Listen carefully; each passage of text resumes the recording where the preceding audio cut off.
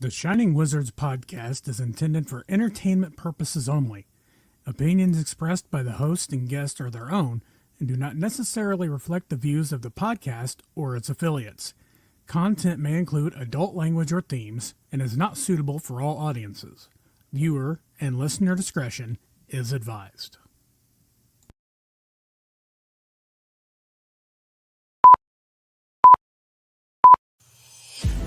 The following is a presentation of the Shining Wizards Network, broadcasting live in high-definition video and available on all podcasting and streaming platforms. Follow us on social media at Wizards Podcast. Check out our merchandise at merch.shiningwizards.com. Do your Amazon shopping at amazon.shiningwizards.com. And become a Patreon supporter at patreon.com/wizardspodcast. And now, it's time for the Shining Wizards.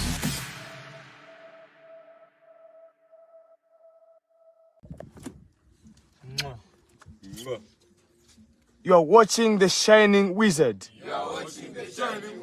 Wrestling Podcast. Mwah.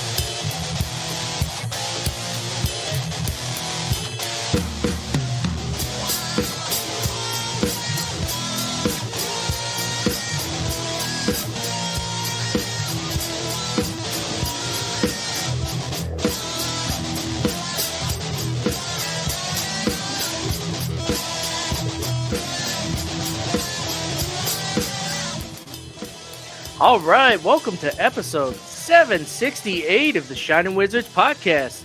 You know what 68 is? Blow me and I owe you one. But what we owe you tonight is another fun episode of the Shining Wizards podcast leading up to next week's 14th anniversary. Tonight, we got our thoughts on Blood and Guts while we preview Full Gear, which is picks, baby.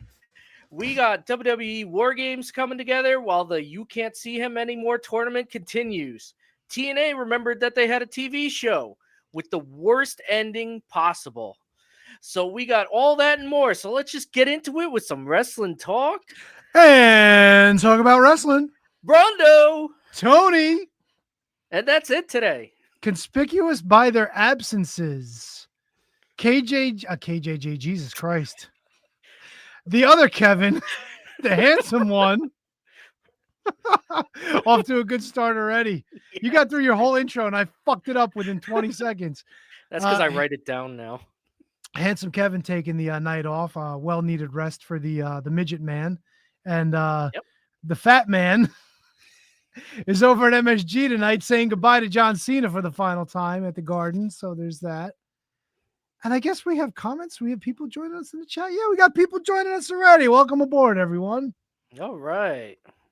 Brundo and I are hoping to break the sound barrier and the speed record tonight by doing a show in under 90 minutes. We'll see how that goes. I speed record it all the time.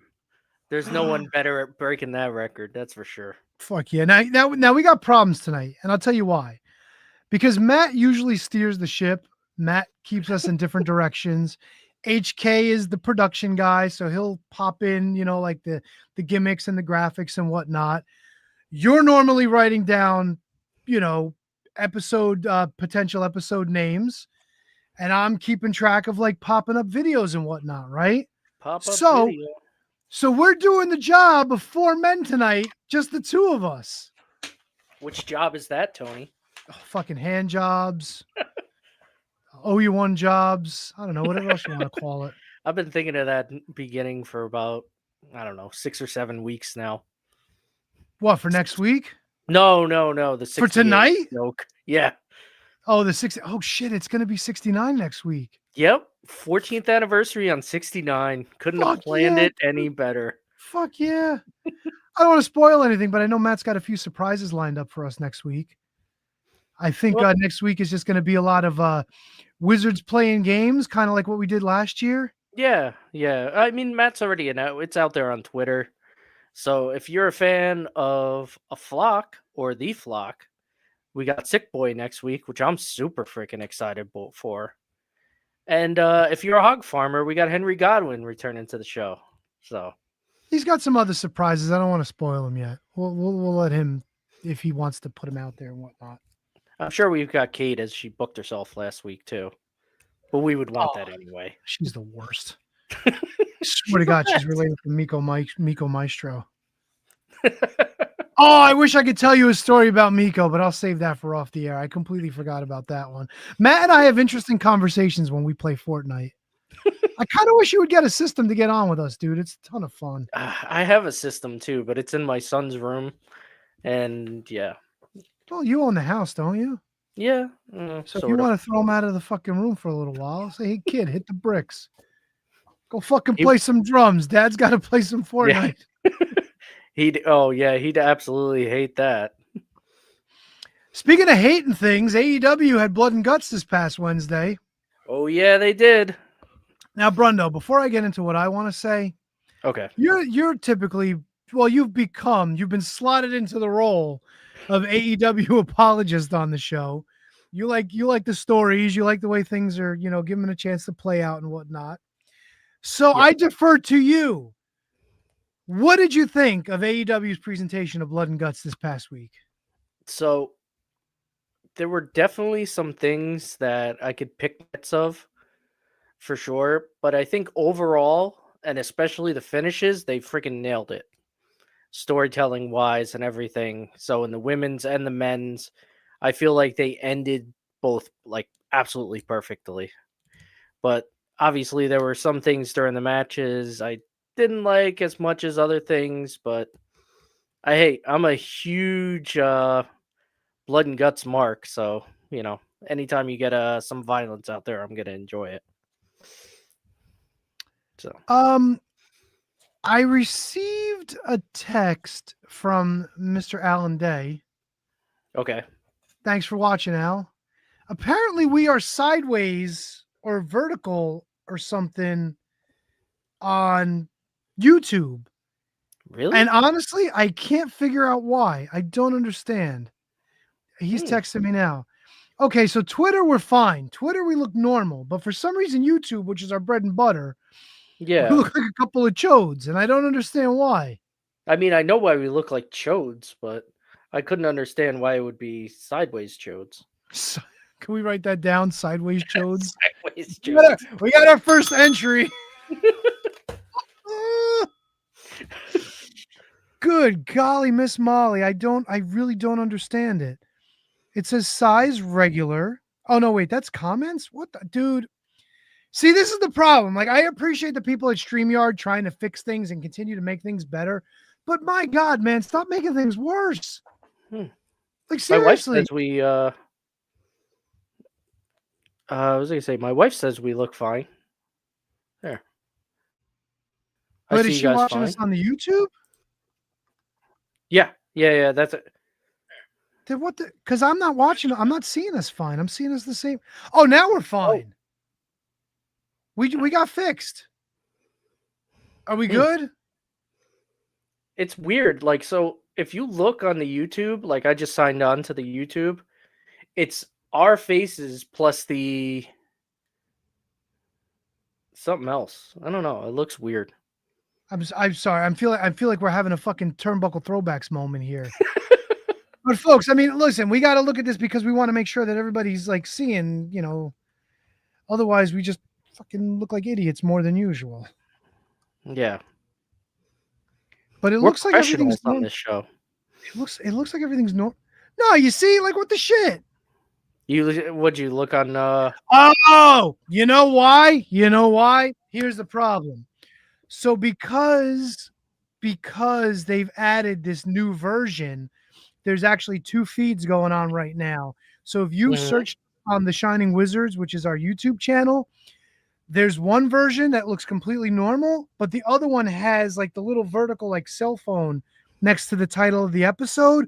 Don't click that one because that's going to give you some sort of shitty mobile view that we are not okay. for.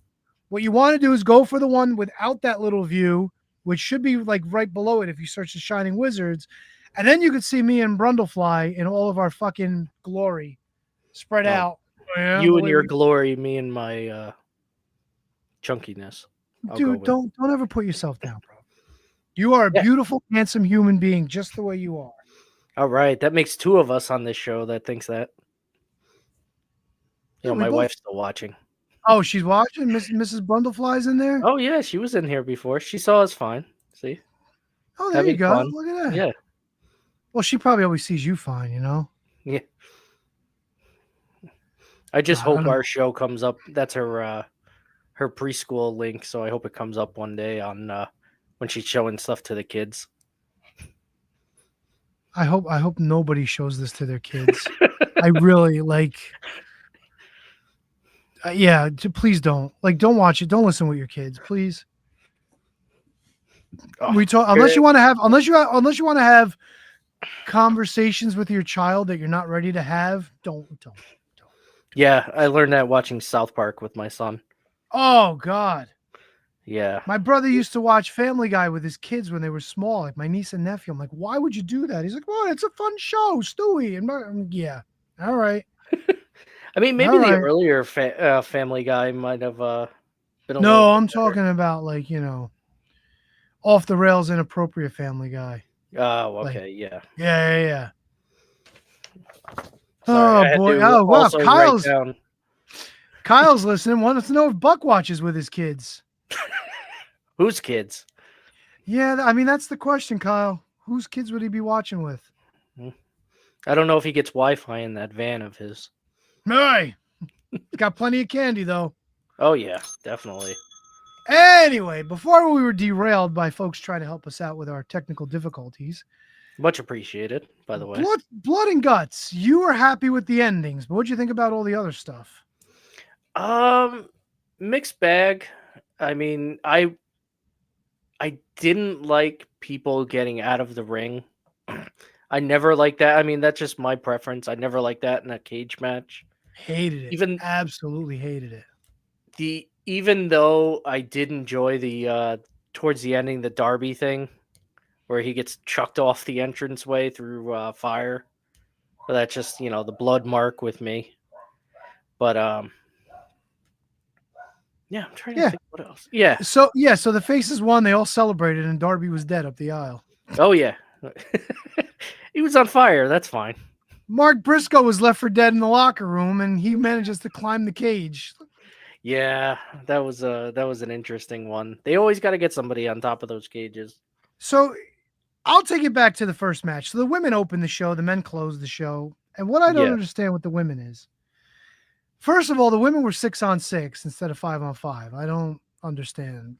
Yeah, I don't know why and it was always 6-on-6. They each team, each team had a replacement or just each team had a replacement on it with Queen Aminata and Priscilla Kelly getting out.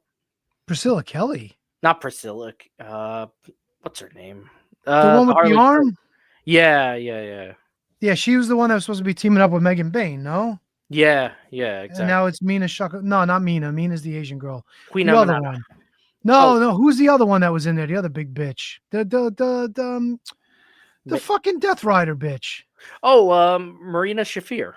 Bro, here's something that I completely forgot about. Yeah. Marina Shafir is the problem. Do you remember her fucking promo? That will live in infamy. Me and my buddies that watch it, we bring up the problem every time we see her. Hey, we'll point to another. Hey, you know her? No, you don't know her. It's bringing up that will live in infamy forever for us. So that all of a sudden clicked in my head because you know me. I mean, as much as I am an AEW guy, I don't watch every episode, so I don't necessarily follow the stories. But boy, did that bring back memories! My God, you caused the problem. You are the problem. My parents are the problem. Bro, blown spot after blown spot after blown spot in that damn women's match, dude. It was rough. It was clunky. I mean, like a match like that, you don't want it to be like super clean though, too, because I mean, then it doesn't look like realistic, but it had some clunk to it, that's for sure. I mean, it started off kind of early when it looked like whenever Sky Blue got in there, and her and Julia were looking for stuff in the turnbuckles and just never found it. Oh my God. We're off to the races. They picked the worst two to start out with. It was so slow and just so like, ugh. Oh, no, I knew for a second, or for right away, Sky Blue was starting this one. She had an interview with Kyle Fletcher. They were on somebody's show a month or two ago where she talked about how she couldn't wait to get more hardcore and she wants to do this and that and like light tubes or something. Yeah. And Fletcher's looking at her like, what the fuck is wrong with you? Fantastic. That's Moxley. That's Moxley's influence on the locker room. That's all it is. He's probably walking around going, hey, it'd be awesome if you had a crimson mask in that match. That'd be awesome. You're supposed to. You really want it? You really want to be awesome? Put some shit in the turnbuckles. That'd be awesome. I wanted, by the way, you didn't watch the Adam Page Will Hobbs match. In the beginning of that match, they both ripped off a turnbuckle. I wanted something like a knife or something to come flying out of that, but sadly, it didn't happen. You know what really made me laugh? When Jamie Hayter came out and she had the little satchel of thumbtacks. And she whipped, I forget who it was. She whipped somebody with it, and the fucking tacks just went everywhere. I was like, all right, if something bad was going to happen, that was fucking good. That was good. Yeah. I wonder if it flew into the crowd. I bet it did. It probably. Yeah. It could be worse.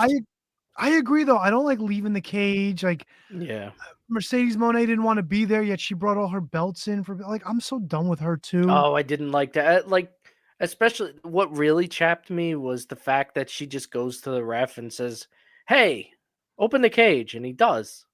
It's like, come on, man, be an official. Have her kick it open or something like that in the way. Oh my God, who was it at the end? It was the Problem. She kept beating somebody up after the match, and fucking Aubrey Ed gets in the way, and she's like, hey, and this is all on camera. Stop. You got to stop that. It's over. Stop. Like, kind of like, gotta be on camera. Oh my God. Oh, you know what else chapped my ass too? What's that? Fucking the Problem took off her fucking socks. And then they fucking always does. What? But was that the match where they unearthed the bed of nails and she fucking put Buttlander on the nails? Yep. Yeah. Okay. That was it. Yeah, it just happened to be a bed of nails at ringside. Just take a fucking back bump into it or power bomb, whatever. Of course, there's gonna be a bed of nails at ringside. It's Marina Shafir and Moxley and nails and everything. So she takes her socks off. Now her ankles are I get it. She's a badass, just like Moxley. She's an MMA girl, whatever. Yeah, that's how she wrestles. I'd be surprised if she wrestled in boots. She's with her bare feet to get the glass on her fucking taped foot. And then I think she stomped on Toni Storm's abdomen. No, it was Marina's. Marina had one of Megan Bain in the figure 4 with the bat, and then she stomped glass into her chest. I liked it. But the glass doesn't cut her in the foot. It only fucking cuts the one that, like, come on. It was like Taipei. Oh yeah, Taipei. You get the glass on your feet or in your fist. No, well, Toni Storm did that. The other thing, like, dude, and I hate when WWE does it too. So it's not just an AEW thing. Mm-hmm. Enough with the fucking weapons. If you're gonna bring a weapon in the ring, let it be something that somebody snuck in, and it becomes the fucking focal point, game changer of the match. You know what I'm saying? I mean, like if you really like, if you're going to sneak a chain into the ring and it's in your boot or a spike or something like that, let that be the fucking be all end all of the match. You know what I'm saying? Like everybody else is fucked up and then just bam, like you fucking nail somebody. It's blood and guts. And I think that's basically what this is. It's a weapons cage match. I'm pretty sure all these matches have had that. So it's not like they're doing it just out of nowhere. That's what it is. They take it a step forward to WWE does it too, but it's like, and what else kills me too is like most of the women in the match aside from blowing spots here and there, they're all in this tag team tournament. So it's like you expect these women to go in here and fucking battle it to the death. And then like, oh, see you Wednesday for the next round of the tag tournament. And everybody's just going to show up on Wednesday and everybody's going to be hunky-dory and maybe somebody will have a Band-Aid on their head, but everything else, everybody will be fine. I tell you what, though. Some of them sold it on Saturday. Well, what's her name? Fucking Jamie Hayter. Oh, man. All day, every day with the fucking waist-high Daisy Dukes on and shit. Oh, my God, she dude. got fucked up, too. They she was the only one that got hurt, right? Like, yeah, legit? She got like her teeth chipped or something like that. Yes, her face got. Yeah.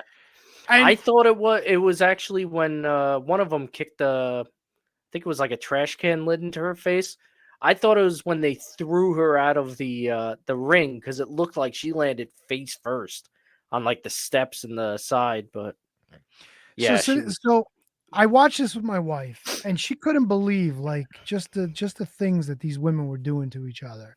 And then when I found out that Jamie Hayter was hurt, and I was talking with Double T, and I was like, you know, it's kind of fucked up. I'm like, she's a pretty girl. Now her grill's all fucked up. Yeah, but these women are tough, this and that. I'm like, no. I'm like, these women are stupid. He goes, why would you say that? He goes, what's the difference between this and the men?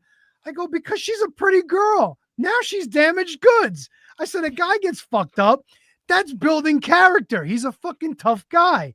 You think this poor broad with her grill all fucked up is going to find herself a man now? And Tony. Well, no, these girls are fucking tough. I said, yeah, some fucking wrestling chode is going to be like, oh, Mary. I was just going to say, you know, for a fact, she smiles with that grill. You're still not saying oh my no. I mean, I wouldn't, but you know, it's gonna be all the chodes going like, oh Jamie, I'll take care of you. You're so beautiful anyway.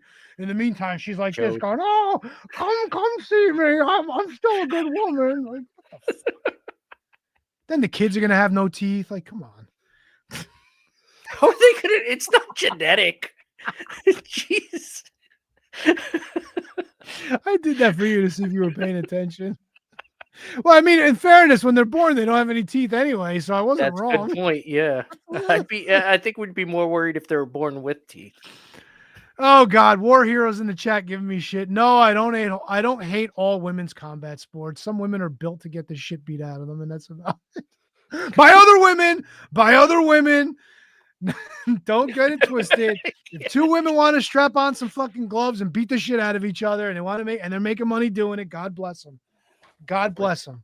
Where's that? I just don't like seeing women get messed up. I'm sorry. I don't. I just don't. Yet homework. I don't know. I think the big difference is, number one, AEW is not like a hardcore promotion. But number two, like, I don't know, man. Like, there's also like doing it just to do it. And I think that's kind of where AEW is now. Case in point, let's go to the men's match. Wait, before we move on to the men's. Go ahead. I'm sorry. Did you like the women's finish? Because I thought that was fantastic. I thought it was creative, but it annoyed me because to get to that point, they had to throw a bunch of women out of the cage, which defeats the purpose of the cage. Like, I think possibly if they put a little more effort into it, they could have thought about a better way to finish it. But I did like it. Yeah, but I did like the fact that it was Toni Storm doing that to protect her friend. You know what I'm saying? Yeah. But then again, at that point, the heels have to know when to stop healing. They just do. You defeated them. Let Toni Storm go over and cover her girl. And if she tries to attack you, which she did, beat her down, and that's the end of it. Yeah. Leave her alone after that. You know what I'm saying? Take your fucking Unless pose. You're a problem. But take your pose, let the crowd boo for you, and then fucking walk off. You won. Leave them in the pile and the fucking heap of defeat that they are. That's it. That's it. You know? Just a little, I don't know. But it goes back to like not liking them leaving the cage. And I did enjoy the way the finish was done, but not necessarily the way they got there at that point. Yeah. You know? Yeah. I gotta point out too, I absolutely loved in the middle of it when Harley Cameron brings out the the Monet puppet. She got brass knuckles underneath and just socks Monet in the face. Yeah, and then Very Monet was creative. like, "Oh." Yeah, but then I was like, Yeah, "Yeah, watch, Monet's gonna get back up again." She But did eventually. but in fairness, I was watching it, and two of the other women like went over like to kind of like I don't know if they were telling her like, "Hey, get up, we're gonna do something," Mhm. and I don't know if she told them like, "No, I'm selling," but it was smart that when they walked away, Monet stood down, so she didn't get up, which I Yeah. thought was smart, you know. That's Whether why it was she's on 13 them just belts check, Monet. yeah, but whether it was them just checking on her or them wanting to get her up and she was like, "No, leave me be, let me sell," like that Yeah. was well played out. So It there's was. moments that were good, but then other moments that were just slop shop, and I was like, "Oh my god, oh, I don't know, man." I mean, I guess overall it was fine. Yeah. Do The we want to men's. see what the other chode said? Oh yeah. We got Double T's notes. All right. So he said he enjoyed the men's more. He said he loved he thought it was not creative how they got out of the cage. And he hated Sky Blue rocking the crimson mask. And he Really? hated the end. No, not really. That's complete the opposite. I'm just doing that to fuck with him. Yeah, so he said he liked this one a lot. He loved Sky Blue. The whipping people with the belts, that sounded like it was terrible too. But he said his words, having the ladies get locked out and forcing Tony to watch them destroy Mina was fantastic. She quit to save her lover. It's not perfect, but it made sense. And he's good with that.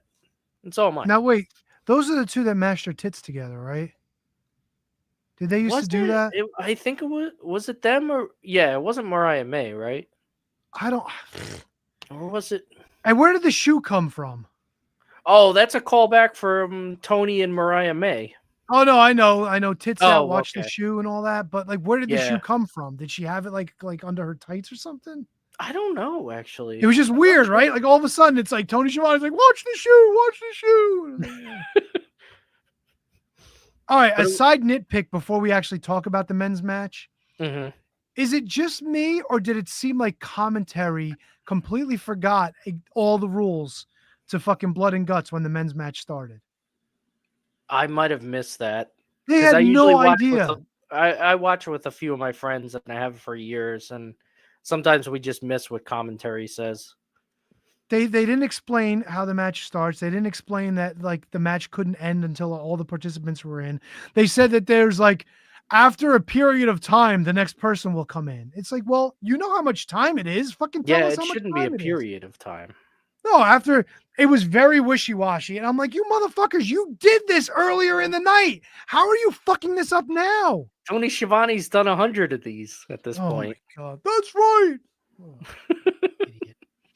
One thing I will say about the men's match, I don't understand how, if these fucking idiots, the Moxley gang, are outsiders and they come through the crowd, how they were able to finagle their own cage door to get into the fucking cage.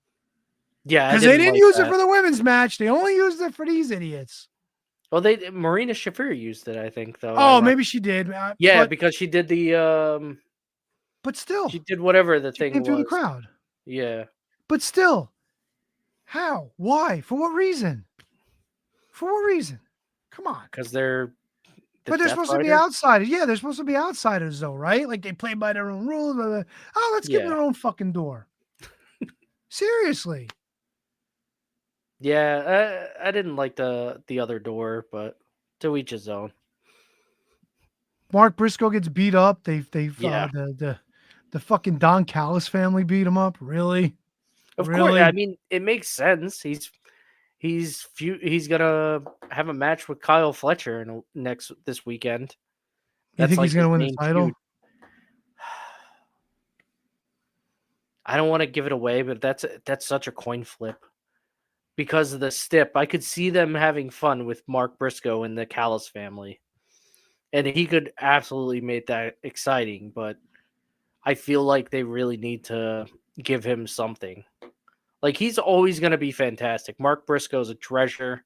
He could lose 1,000,000 times. He's going to be good, but I feel like it's time, and I feel like also with Fletcher, sooner rather than later, he's going to go up the card, like even further up the card. He really proved it against Adam Page.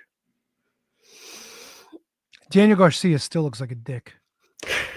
He just looks like he doesn't like Wheeler Yuta. I can get behind. He looks good. Daniel Garcia just looks. He does. Like, he looks like his hair is so fucking gorgeous, dude. He's fucking making AJ. He's giving AJ Styles a run for the money in the hair department. Maybe that's why I hit him, because I wish I had that. Oh, come on, dude. You're a handsome guy. How many times we got to go over this? Maybe because I had that, no longer do anymore. Oh, stop. You mean to tell me your old lady don't like putting a little baby oil on your head, shining you up like a little Kojak action?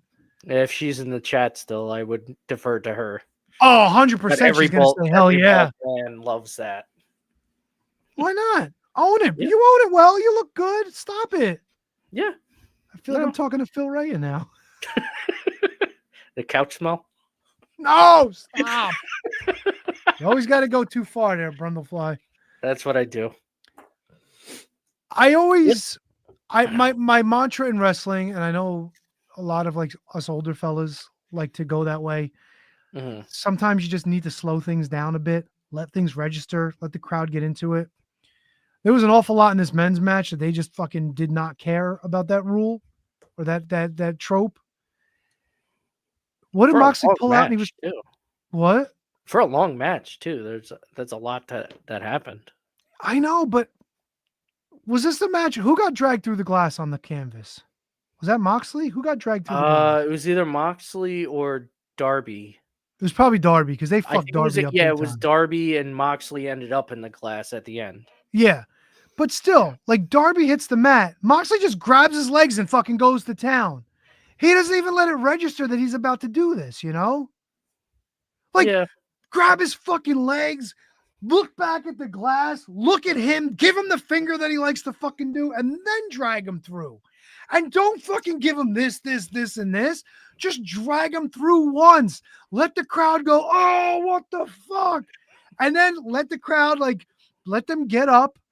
And after they're covering their eyes, when they start to peek out again, turn them around and drag them back the other way. Yeah, drag them chest first this time. Bro, whatever. But give it some time to breathe. You know what I'm saying? Like, give it that couple extra seconds. It means so much more. Yeah. Who pulled out the thing and started stabbing people with it? Was it Darby? Somebody was stabbing people with something. Was it Darby? No, it was fucking Moxley. He took something out and started jabbing Darby with it. Oh, yeah, that was a piece of the mirror from the previous match. The one that got smashed. Was that on Tony's face or? Yeah, it was Tony Storm was in the corner and it got smashed on her. I think that's what it was. Yeah. And then he fucking, here you go, Daniel Garcia, go ahead and do it. And then he, like, right away, like, motherfucker, just take it. Like grab the fucking thing and then, like, you know, but him, he's just like, blah, blah, blah, blah, blah. It's like, slow it down, bitch, slow it down. I know you're not a big Orange Cassidy fan, but did you like them stapling his hands? Nope. You didn't like that? Nope. I like that. Nope. I thought that was creative. You know, the guy with the pockets, let's keep him in the pockets. Staple the freaking hands in there. The worst part was Claudio staples him one more time and then throws him down to the canvas. Nope, not enough for Moxley. Got to jump on him and throw a couple more staples. Dude, we get it. You stapled his fucking hands. What are you trying to get every finger now? Come on. Yeah, man. he hates them. He's showing that he freaking hates them and he wants as much pain as possible in this Then match. just keep kicking him in the dick. And Moxley's doing everything he can to win this because he's been on such a losing streak. Just kick him in the dick, kick him in the dick, kick him in the dick. Yeah. Here we go. I Dunk Biscuits, my man. It's hard to remember who did what insane spot. Sums it all up. Too much, too many times on the card. Overkill just makes you numb to it and all means less. Yeah. It's hard to have two matches like this. And it's not something that's AEW exclusive. I don't like when fucking WWE does it either. Yeah. I don't. We don't need two fucking War Games matches like this. We just don't. I always hated that about Hell in a Cell. That they would have like 3 Hell in a Cells, but like always one of them felt forced. Like, at least these two didn't feel forced. Like, they both had like reasons behind it. But yeah, I could see. I kind of wish this was just the women's one in a way. Why can't they split this up to like one each every like 6 months? Yeah, I would have been. And I would have been actually fine with build that. to it instead of saying like, like, oh, Blood and Guts is going to be on X date. So then like now it's coming. Isn't that what they did? They didn't do that here? No, I like it more organically. Because then you But don't know. It feels like they could force something through. Like, again, with Hell in a Cell, I always hated that it was a whole pay-per-view. It wasn't just like, something's coming through. Like, oh, Hell in a Cell's coming, so let's get some blood feuds going. And that's why I'm sort of okay with Elimination Chamber now, because the Royal Rumble is your big shot to get in to WrestleMania. However, if you miss out on that and you can earn your way into Hell in a Cell, well, now you really got to fucking earn it. Yeah. You know what I'm saying? That's now all the fucking marbles are on the line here, Yeah. The way they've done that is good. Yeah. Yep. But at least it makes sense. It's not like, oh, we're just putting 6 guys in the Elimination Chamber. Yeah. Yeah, that's true. But this was another one. I really got to say, I love the ending. And this is what I want from the second they announced it. I wanted Kyle O'Reilly tapping out Jon Moxley. Like, I felt like that was what they've been building to for a couple of weeks with the DQ when he had him in the ankle lock and Moxley punched out the ref. They had the double count out. They had another count out with Moxley. So I felt like this was the good crescendo to that, with him in the cage with no place Moxley could go, and he knew all his guys were fucked, so he had no choice but to give up. So and now hopefully they do something big with Kyle O'Reilly. I hope so. So. I like him a lot, so I hope so. I just think Moxley oversells these fucking predicaments. Every single fucking submission predicament he's been in, it's almost like it's too goofy the way he's selling it. Like, you know what I mean? I did like the sequence into the finish, though. The sequence into the finish was really good, really well done. Yeah, and they say, like, a while from now, what people are going to remember are how matches finishes, and these two both had great finishes, so definite wins there. Mark Briscoe's fucking Superman, though, huh? Yeah, apparently. He gets beat up backstage, hobbles his way out, climbs right up to the top of the cage, brings a pulley system with him to fucking bring some chairs up there. He really wanted to beat up that hand job Wheeler Yuta. I don't know, man. I hate him also because of his because he's a big Philly fan. So that's strike 2. That's the fucking wall. That's the hill you're gonna die on, bro.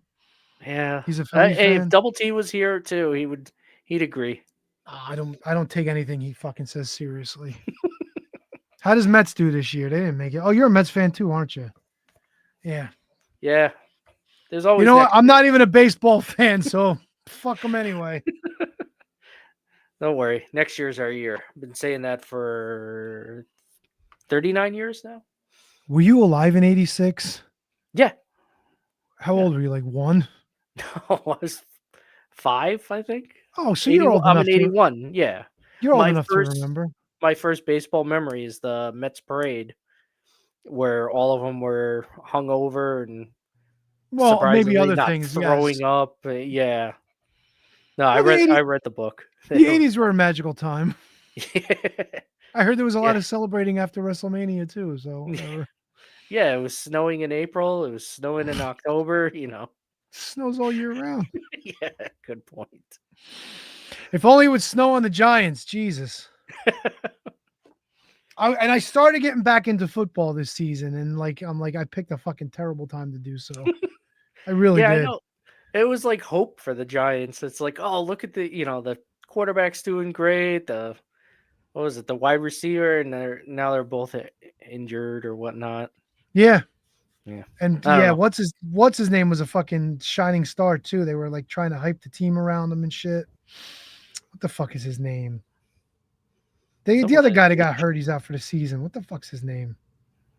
I don't know. I'm a Scatabo. Scatabo. So. Yeah. Yep. They're saying he was like the fucking bright. Even Dart was like, he's awesome. He fucking gets the team hyped up. Like he's great to have around the locker room, whatever. And then Dart doesn't know what fucking day of the week it is either. And now they got a new coach, the new quarterback, and it's like, same result this week anyway. So whatever. I actually looked at tickets. I kind of wanted to go yesterday, but they're just out of it's too expensive, even though they stink. Yeah, but you might know somebody that has tickets that might say, "Hey, you want to go to the game? I don't want to go." I mean, if somebody offered, I would definitely take it, no matter who they were playing. But yeah, you hear that, folks? If you got tickets for the Giants and you don't feel like fucking disappointing yourself, message Brundo. Jets too, probably. He also likes dick pics, so you could send one along too. Let me see. Let me pull up your number so I can give them a number to send that to. Yeah, sure. Who the fuck is at my door now? I don't like that I get these fucking notices. Oh, Amazon. My wife is spending money again. Look at that. So we got Full Gear coming up this weekend. Oh, a pay-per-view. Wonderful. Yep. You got 14 matches to pick, probably. Not really. Oh, I thought you were going to tell me the card was already set. Well, no, they got a good amount of the card set. So at the top, we got Hangman Adam Page and Samoa Joe in a steel cage match. Yeah, I wonder how that one's gonna go. I'm hoping Page wins. I mean, if Joe wins, I'm always good with that, but I'm certain. I don't want to give away my picks yet. Pick Samoa Joe, Tony. We got the women's title match and TNT title match. Chris Statlander and Mercedes Moné. Is that winner takes all? Yeah, I believe it is. Really? I'm pretty sure. Odd. I think they said it was. Well, I know this much. Before the pay-per-view, Red Velvet's going to have to fucking unify them titles because she's got a match against Mercedes Moné as well. Yeah, this Wednesday. For the Ring of Honor TV belts. Does that mean she'll have 14 belts, Brundo? I don't think so, because I think that would put the other two back together. But knowing Monet, she'll carry all 14. She's still got the Owen Hart belt out there. I hate that shit so much. So we got the tag team champions of Bro Dildo against FTR. Oh, because they almost crippled Ricky. Oh, they tried to cripple Ricky Steamboat. Oh my God, that went on forever. Yeah, and Flair couldn't make the show, huh? Yeah. Apparently he was there, but he was in severe pain. Somebody get me the hair of the dog. Woo! Somebody should have had some more woo energy. Oh, that mushroom cocktail that he was fucking pushing. Oh, what happened to Woo Wings? Woo Wings! Oh, fuck. We got Kyle Fletcher against Mark Briscoe in a no DQ match where if Briscoe loses, it puts him in the Callis family. Oh, God. I hate that shit. Really? I mean, Mark Briscoe would... He's going to be like it entertaining. Yeah, what's he going to do? Bring chickens to the locker room? You're thinking about it now. That's not a bad idea. It's really not. Has them all over for dinner, and they all wind up at the fucking compound in Delaware. Oh, I'd love that. Hey, one of my favorite is when he was what was it? When he was not feuding, he was with Jay Lethal and Jeff Jarrett, Sanjay Dutt, and Satnam Singh, and he had them all over. There's Satnam Singh in these giant overalls and everything. They're dancing around with Briscoe's kid. It's good times. Briscoe will make anything good. After that, Darby Allin versus Pac. Oh, because they set that up at fucking Blood and Guts, right? Collision, officially. Oh, God. Putting them through a fucking flaming table wasn't enough? No. I mean, I'm all in for it. Pac is so fucking good. He's so juiced, dude. He really is. We got the Casino Gauntlet match to crown the inaugural AEW National Champion. Can you please write down inaugural? Doesn't matter how I write it down. It's gonna look like crap later. Inaugural. I think that's in the lead now. That was a good one. Listen, Matt's not here to screw up the English language, so somebody has to. No, I mean, I Oh. did 10 seconds in, so. Yeah, whoops. Whoops. That was a big fucking matzo ball right down the fucking center. Oof. Let's see. So we have Oh! Kenny Omega. Is this the $10 billion match? Yes, Kenny Omega and Jurassic Express versus the Bucks and Alexander. $1 million match. $1 million. Then on the pre-show for match tonight, Well, we got RPG Vice against QT Marshall and Big Boom AJ. it's so funny. QT Marshall has been fucking like pre-show match forever. Yup. Forever. Except Was for he one of the assholes that wrestled Michael Nakazawa like early on too? Oh, I'm certain. Yeah, I have a I'm feeling certain they he crossed was. paths. Who was the other jerk off that used to fucking walk around with the Bucks? What the hell was his name? Oh, Brandon Cutler. Yeah, where's Chicken Cutlet been? He's not around no more. I think. Oh, he He retired, showed up didn't he? recently. No, he showed up again recently. I think. I thought he retired from wrestling. He's doing like some behind the scenes shit now. Yeah, he's been doing the behind the scenes stuff for a while, and But I it's thought he had a probably final better match off. against QT Marshall too, didn't he? Did he? Oh God, yeah, they feuded forever during the. I think during the daily place time. I miss early on AEW when fucking Mike Jabali used to come around, the fucking head of the gaming thing, whatever the fuck he was. Oh yeah, that's right. And Nakazawa used to squirt the fucking baby oil on himself to slip out of all the holds and shit. That's one of my favorite things they ever did on BTE back when I watched it was you remember when Matt Sydal debuted and he fell off the top rope? Yes, and they showed Nakazawa fucking greasing up the rope. Yes. And I think they had a match out of that too. So that's making chicken shit into chicken salad, that's for sure. Or the time they had the fucking Dark Order beat up a bunch of the baby faces, and the one Dark Order guy was like not hitting him, he was hitting the mat. Oh, geez. And then they had a trial where they fucking brought that guy forward and they questioned him and like, why didn't you beat him up? See, that's the AEW that I miss. Yep. That goofy, dumb shit. You know why? Because that shit is you're not taking it seriously. You know what I'm saying? And you're not trying to be serious but be goofy at the same time. Yeah, that kind of shit to me is like you're just in it to have fun, and that I can get behind. A lot of the fun stuff that happened on like Dark and what else? And Dark Elevation. Yeah, Dark Elevation. BTE and all that stuff. They still tried to be serious as much as possible on Dynamite. But then again, during the pandemic, you can only get like 35% of the roster there. So yeah, but not only that, like there were moments where like you knew it was going to be goofy, and like it was just they just did it for the goofiness of it, you know? Yeah. Nowadays, like when they try shit like that, I feel like they try too hard. Just let it flow, man. Let it flow. Give Maki Ito a microphone and tell her, have at it, girl. Go ahead. We got one more match that you're going to love. So we got a 4-way match. The Acclaimed versus the Bang Bang Gang versus Brian Keith and Big Bill versus the Outrunners for $200,000. So let me ask you this. Yes. This tag team match, 4-way, is for $200,000. Yes. What are we paying the World Tag Team Champions when they win a match? Does this mean they're making like $500,000 a shot? You know what I'm saying? Good point. Like, what's the winner's purse to the tag team champions? Like, if Bro Dildo wins at the pay-per-view over FTR, are they getting $250,000? Are they getting $500,000? Are they not making this much and wondering why they're even bothering being tag champs when they could be at the bottom of the card and just keep racking up $200K? You know, you're talking about funny shit happening in AEW. It would be fun if, you know, Bro Dildo knocked on the door of Tony Khan one day and was like, hey, we're your champs. Why are you giving away all this money not to us? We want to be in $1,000 matches. Yeah. If I was Adam Page, I'd be kicking down his door going $1 million for these fucking assholes? Really? I'm about to murder Samoa Joe again. Where's my $1 million? Like, what the fuck?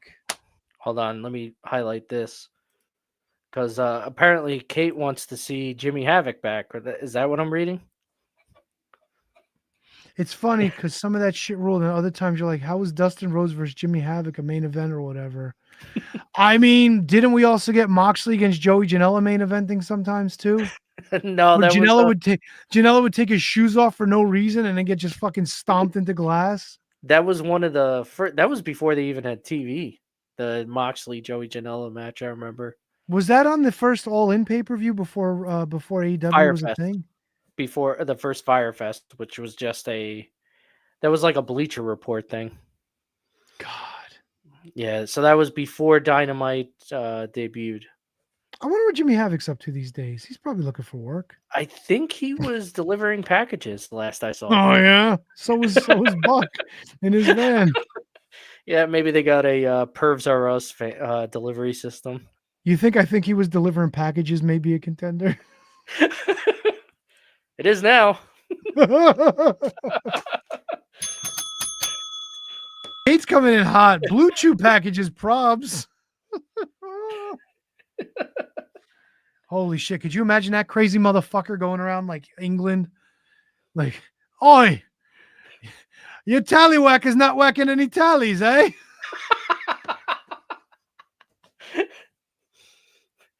I don't think Jimmy Havoc had to worry about whacking whackers or whatever. He was whacking somebody else. Well, that's what got him in trouble, no?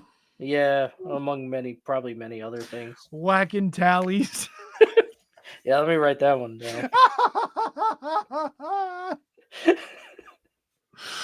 Holy shit. I think we covered sufficiently AEW. I mean, yeah, if you told me we'd go 50 minutes on AEW today, I would I mean, we had a little bit of technical difficulties, but whatever. Yeah, that's true. Yeah, I don't give a shit about the current AEW Dynamite lineup. Whatever. Tune in Wednesday if you want to get aggravated. Oh, Taylay's wrestling Bane and Shafir. Don't fucking miss that. Tay J, you mean? Yeah, Tay J. What did I say? Taylay? Taylay. Did I say that? Yeah, Taylay.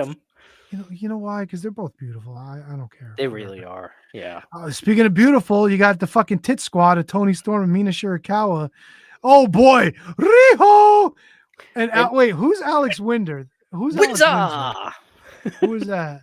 That's Osprey's old lady, his ball and chain. Oh, Beatrix Potter. Not Beatrix Potter. What the fuck was her name? No, that was B. Priestley. That's different. Oh, this ain't B. Priestley? No, they broke up years ago. Oh, I didn't know. Yeah. Yeah, get with it. These broads move around. I don't know. Me and a few of our friends have a spreadsheet of who's really? banging who in the wrestling world. So wait, do you really? No. Yeah, we actually do. How have you not brought this to the show yet? This is amazing. Point. I could always get it sent and brought it to the show. Speaking of bringing things to the show, as an aside, we had a death over the weekend. That's true. Yep. Bob Caudle, announcer extraordinaire, 95 years young. Point, Tony. Swish. Look, man, it's a death pool. I ain't ashamed to say it. I was the first asshole to put that shit in the Discord too. Who was yeah, I saw that. I'm waiting. Who's my the Excel other one? What else? Somebody. Oh, yeah, he was a local guy too, and I knew who he was. Like I didn't know him well. I mean, who was the other person you had that put you up by one? Oh, I'll get into that. I had Bill Mercer. Oh, that's right. Another announcer. He died back on March 23rd. Bob Caudle died on the 16th of November. So I have 2 points. You have Steve McMichael, who died back in April. You got a point. Technically, I had 2 points, I had two guys that died, but unfortunately, one passed away a long time ago. Yeah, sorry about that. And Matt had Black Bart, who died back on January 9th. So the standings right now, I have 2, you have 1, Matt has 1. Handsome Kevin's still not on the board, but we don't know how Thunderbolt Patterson's doing these days. So things could change. I hate to say it this way, but you're really good at picking things. Dude, if I win Deadpool. If I win the Deadpool and the pay-per-view picks this year, I'm shutting it all down. Fuck it. I'm trying with the pay-per-view picks. Still sticking with you. 2 picks down. Yeah, you won't catch me. Yeah, you're probably right. Oh shit, we didn't even mention Rob shit on us and said he ain't doing the show tonight. Oh yeah, So- we put Matt put that out there. Despite out him there. being in the graphic, he will not be. Unless you want to do a Rob shit impression, I can interview you. I could not do that. Why? I don't think I've ever seen Rob shit wrestle. No, but I mean, you could pretend you're him, right? I mean, I did in my bed once when I shit my Yeah, bed. You're more like Brendan shit. It wasn't a name; it was a command, or it was an exclamation. Oh, it's definitely an exclamation. Good lord. Yep. That's too bad. I wanted to ask him about the shit your pants thing. Yeah, whatever. Whatever. Let me see what else happened. TNA. You Jim wanna Ross move on? is Jim Oh, go Ross is ahead. apparently coming back in a few weeks. Yeah.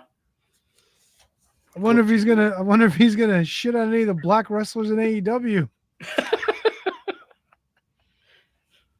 It's so weird too because you got to think of like all the people he signed over the years. Rock, Mark Henry. I think Bobby Lashley was one of his guys. I'd tell you this much though. Dutch Mantel made a good point. As of right now, Bully Ray was the only one that backed the story, even though they mentioned a bunch of other people heard it. So, I mean, Bully Ray's gonna back up his partner, of course. Not saying that Jim Ross it was beyond him that he said it, but he's like, hey, I know Jim Ross a long time. Never in my life have I ever heard him even consider something like that, let alone I say want to say Ron Killing said, or the Truth said it once. about Like, Jim Ross. Though? Yeah, I think like years ago when he first Did he really? when he first left WWE. Because that would be some sort of corroboration, right? Yeah, but I'm not 100% sure. Let me see. Ron Killings, Jim Ross. It would have been a long time ago after the K-Quick thing. Yeah, I don't know. There's a bunch of videos here, and I'd have to pop in my the Truth Killing shoot interview. Yeah, I don't know. It's all Ron Killings in his new fucking look with his head shaved, and Yeah, that's fun. Yeah, maybe not that. you know what? It sounds about right though. That you mentioned it, I kind of seem to remember something like that, but I don't know. Whatever. Yeah. Whatever. And one quick note, I'll say, send our best out to Rebel as well, who was diagnosed with lymphomic cancer, I believe, or pulmonary lymphoma. She's got lung cancer. Yeah. I mean, Yeah. the easiest way to break it down, which is unfortunate. Yeah, especially because I think it said she was misdiagnosed as well. From It sucks and it happens because a lot of times, especially somebody at her age, you wouldn't think that. The first thing you would think is pneumonia, which is That's the number one thing that they confuse lung cancer for because it pretty much looks the same, Yeah. And if it's somebody who's healthy, who doesn't smoke, who's not around like carcinogens, things like that, you don't expect it. Yeah, that's true. So it's a misdiagnosis. I wouldn't say it's like malpractice or like the No, doctor made a yeah, big yeah. fucking mistake. It's just it's extremely unfortunate, man. Lung cancer sucks to begin with. Yeah. So Mm. hopefully she gets better soon. I mean, the last couple of years of Rebel in AEW was fantastic. She was always great. So, and she just seems like a great person. Bro, tooth and nail match. That's right. Tooth and nail match. There you go. He's like, Dr. Baker is not in. She was Can the you highlight. fill this out? You want to talk about early AEW? She was one of the highlights. That's for sure. Oh my God, Reba. Yep. She was, man. She was something special. She made a lot of that shit so much fun. Oh So yeah, much fun. for sure. So. Speaking of fun, maybe it's time we do a little pee pee and poo poo break. Yeah. I don't know if I could do like a handsome Kevin thing, but I don't know. Maybe make a exclamation and not in my bed this time. We would like to thank each and every one of you for tuning in each week to The Shining Wizards. Here are some other ways in which you can support the show. If you shop at Amazon, visit amazon.shiningwizards.com and shop the way you always do. You'll pay the same low prices, and a portion of your purchase will help support the show. If you'd like to buy a Shining Wizards t-shirt, visit merch.shiningwizards.com to visit our pro wrestling tee store and select from over a dozen great designs. You can also become a Patreon supporter at patreon.shiningwizards.com, where we offer bonus content, producer credits, and so much more. Continue to listen to the show wherever you listen to podcasts, and watch along, rate, review, and subscribe. Your continued support helps us to continue to bring you the best in professional wrestling podcasting.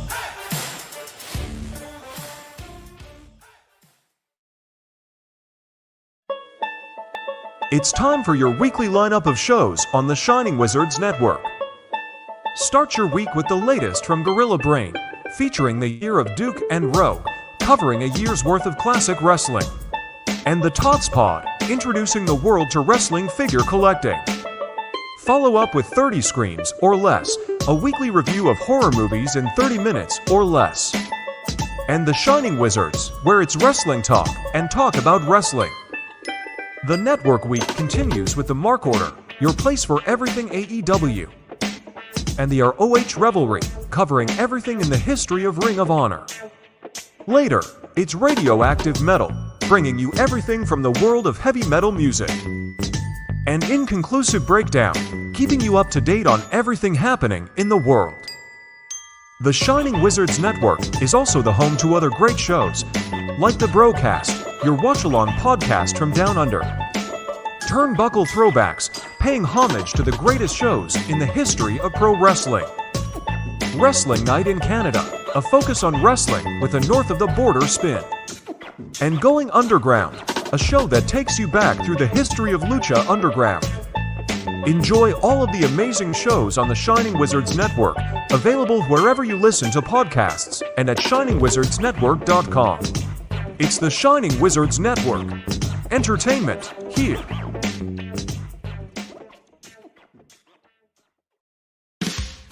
You want to fight. You want to become a champion, but face facts. You suck. But you don't have to suck. And you won't suck when you train with the best. Train at the Wizards Wrestling School. We'll train you in all forms of combat, including Japanese wrestling and wrestling in pudding with no clothes on. Got $5,000? We'll take your $5,000 and train you to be a champion. Maybe. Got what it takes? Join us on the mean streets of Morristown and find out if you got what it takes to win championships. It's the Wizards Wrestling School, taking money and taking names. We're taking money and taking names, baby. That's right. You want to fight, don't you? Could imagine Tony It's Storm. facts. She's You saying suck. that to like her boyfriend, like you suck. Or is she lesbian? No, No, she's is she married? I think she's married to Juice. I know she's banging him. she's married to you. Really? Juice Robinson, yeah. He likes them big heinies. Can you blame him? No, not at all. She likes those big beards. Hopefully he will grow his back. Oh, is he a clean shaven fella now? When he came back, he was clean shaven. It just, I don't know. It didn't work. Some people need beards. Yeah. Yes. Yeah. So, anyways, WWE, right? Yeah, well, I mean, Double T is not with us tonight because he's at MSG. Yeah. Waiting for the final Raw match of John Cena's career, I guess. Yeah, This that is- would be the final. He's got 3 left, I think. This Survivor Series and Saturday So this Night's is main event. this is his final Raw match. Does that mean he's not going to appear on any more Raws or no? I thought they said it was. Let me see. I thought they said this was. He only had 3 left. Let me see. Yeah, 3 appearances left. One will be at Madison Square Garden. Did you say Another 3? Survivor Did you say Series. 3 appearances left? I probably did. 3 pyramids. Sounds like a Christmas song. So yeah, it's confirmed. Yeah, just those 3, which is kind of weird. Yeah. So who does he wrestle in the meantime at Survivor Series? Right. It's possible they're still building the Survivor Series team, so it's possible maybe he hops his way onto that one. It's just so weird, right? Like they got this tournament going on, and then we're going into Survivor Series. And he's IC champion also. Yeah. Hey, so are they building up a men's Survivor Series match at this point? Yeah. So it's right now. It's the Usos, Cody, and Punk, and they're going against the Bronsons, Drew McIntyre, and Logan Paul. So they got to add 2 more to that match. One, yeah, one on each side.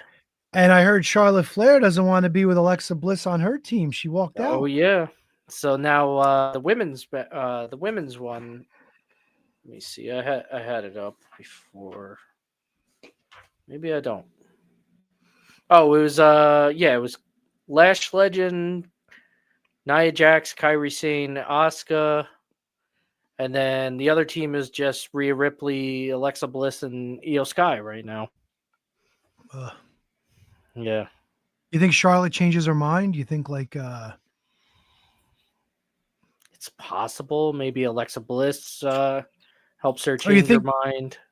Yeah, maybe they go into the match 5-on-4 because they can't get a 5th person. Well, there's only four of them right now. Yeah, but I mean, I'm assuming it's going to be 5-on-5, right? Doesn't say anything about that.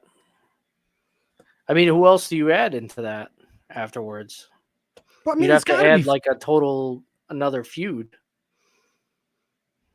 I would think. Dude, I know. I'm with you. This is another one. It feels kind of forced. It's like they realize, oh yeah, we got to start building towards Survivor War Games, because there was no real build, and I mean there were people feuding, but they didn't announce anything for it until last week.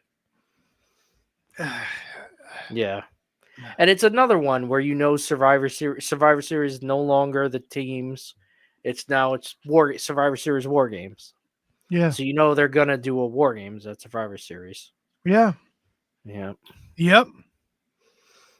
So, and I miss the Survivor Series teams. I say it every year, a broken record, but I absolutely used to love like the mishmash of Survivor Series teams. Just a camaraderie of like these random guys face against other people that they hated randomly. It's so good.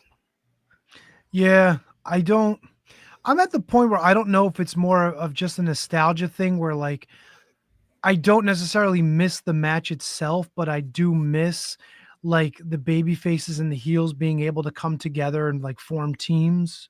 Yeah. You know what I'm saying?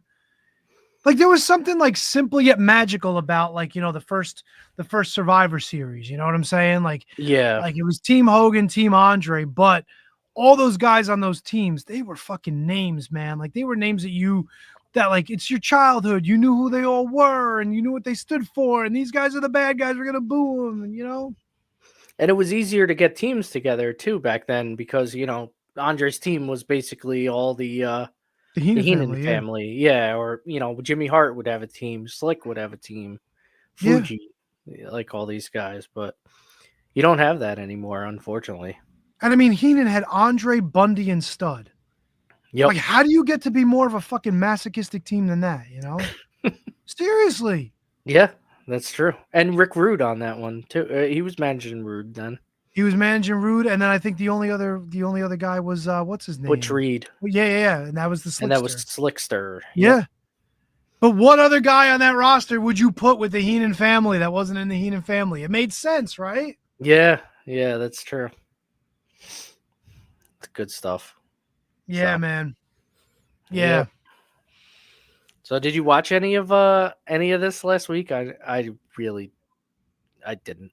I know Cena won. He's the new IC champ. Like, that was about it. I mean, I think we announced that last week on the show, didn't we? Yeah, that went out. That happened while the show was going on. I don't know. I mean, we got a special surprise on Friday. One of the mystery guys was Zack Ryder. Oh in yeah, the fucking yeah. Time Is Now tournament or whatever they're calling it. Not Matt Cardona, Zack Ryder. You know what though? But they've done that. Like Yeah. it's been done. Whatever. And now they can sell Zack Ryder merchandise. Did I think I sent a picture to the group. Chelsea Green was on like the Fox Good Morning show like one day last week. Yeah. And it was kind of neat because while she was sitting there, they had like two pedestals. One had the US championship and one had the mixed tag title from and she put over Ethan Page and how he was like the North American champion and they were the tag champs and stuff. Like she was really cool. And my wife digs her too. Like we were watching it together. And she was like, yeah. I'm like, yeah, that's Chelsea Green. You saw her. I'm like, they showed the footage of her during the celebration where she's dressed like the like Lady Liberty and stuff. So she's awesome. She really is. She's fantastic. She really has been. And I feel like everything she's ever done has been knocked out of the park. Like from way back in her TNA days as oh my God, Laurel Van Ness. Yeah, Laurel Van Ness. The whole hot mess. Oh my God. Oh God. So good. My favorite thing ever in TNA, and my second favorite thing might have been when LAX was there when they were feuding with LAX. Mm-hmm. When they fucking ripped the ring apart and were just fucking slamming each other on the boards and shit. Oh gosh. Yeah, man, I love that shit so much. She had that 1 or 2 weeks and it's memorable in Lucha Underground. You ever see when she fought Penta? No, but I remember that she did, yeah. Yeah, and when Penta came back, actually, somebody mentioned her. I think it might have been when she was on Van Vliet or something like that. She's like, "Oh, Penta's back. Are you gonna have another match with him?" She's like, "No, I'm still feeling the effects of that one." So, yep. Good old Chelsea Green. Yeah. So, was there any other highlights that we missed from the last week in WWE? Like, I don't know. Nikki Bella turned on Vacor. Another who gives a shit moment. Yep. I don't care anything about Nikki Bella. Yeah, me neither. She can't. Her in the ring, like you want to say, oh, she's a legend, she's a Hall of Famer, whatever. But honestly, like, she's not holding a candle to like what's going on nowadays. Like Trish Stratus can get in the ring and she can handle herself. You know what I'm saying? Yeah. When they bring Lita back, Lita can handle herself. Yeah. Nikki Bella. It's so funny. Like you had in that beginning, like late 90s, early 2000s, you had Trish, Lita, but then you also had Molly Holly, you had Ivory, you had Victoria, eventually Beth Phoenix, like all these people that were great. And then it fell apart for a bunch of years. It became the Divas. Yep. That was the Divas era. And then maybe you got a Paige thrown in or an AJ Lee thrown in. Natalia was always there. Yeah, but like really, other than that, it was like they didn't have time to do anything. Ugh. Your Alicia Foxes and your Jillian Halls, and like, wasn't that still when they were pushing Stacy Keibler and all that? They were still Kelly kind Kelly. of around. Kelly. Yep. You know, Michelle McCool. I mean, Lay Cool like had its moments, but it was more. It was more the Layla L and not the McCool part. You know what I'm saying? Yeah.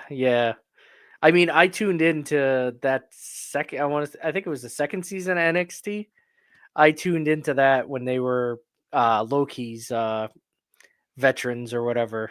When they were just doing the veteran thing, I tuned in just for that because they were on that. It was just as entertaining.